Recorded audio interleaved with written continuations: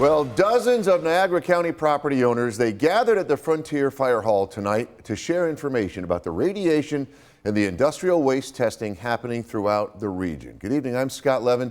Mary Alice is off tonight. Now, one of those families that spoke has been fighting with the state for relocation for weeks now. 2 on your side's Nate Benson was there this evening. And Nate, this family really lives in the shadows of Love Canal, right? Yeah, that's right, Scott. They live on 99th Street.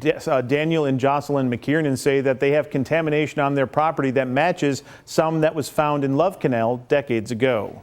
Residents impacted by radioactive contamination on their property in Niagara County are still demanding action. We are also demanding permanent relocation for every affected family who needs it. Because telling someone their home is contaminated and then expecting them to simply continue to live there is not a solution. However, dozens of Niagara County property owners and lawmakers are rallying behind the McKiernan family. They live on 99th Street, about 300 feet from the Love Canal site. We told you about the discovery of industrial waste on their property several weeks ago after they installed a pool. And despite testing, they remain in their home, unable to enjoy their pool and playground.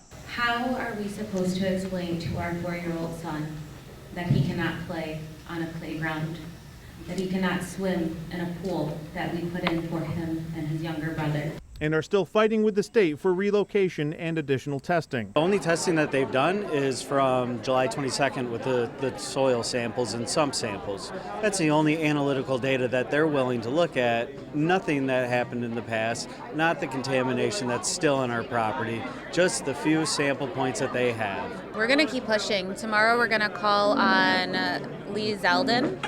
We're asking everyone to email and ask for relocation now. We're still asking to be a part of the Superfund, federal or state, Class 2 Superfund site. And we're not going to stop asking for relocation. Our family deserves better. Niagara County Legislator Jeffrey Elder is blaming red tape for slowing down a potential move for the McKiernans. Well, it seems like there's some red tape going on somewhere, and we need to cut that red tape. We need to just make sure that they are taken care of. You have a 3-year-old, a 2-year-old, and what have you, that can't go out in their yard and play, and their parents have to explain to them why they can't go out in their yard and play. That's totally unacceptable. On Monday, I brought the topic up with DEC Commissioner Amanda Lefton. She says more testing is needed. I'm happy to say that we do now have an access form so that we can do both indoor and outdoor sampling. And we're going to take this very seriously. We have a full work plan with a full investigation that we're developing in order to make sure that we have all the data we need to deliver for this family.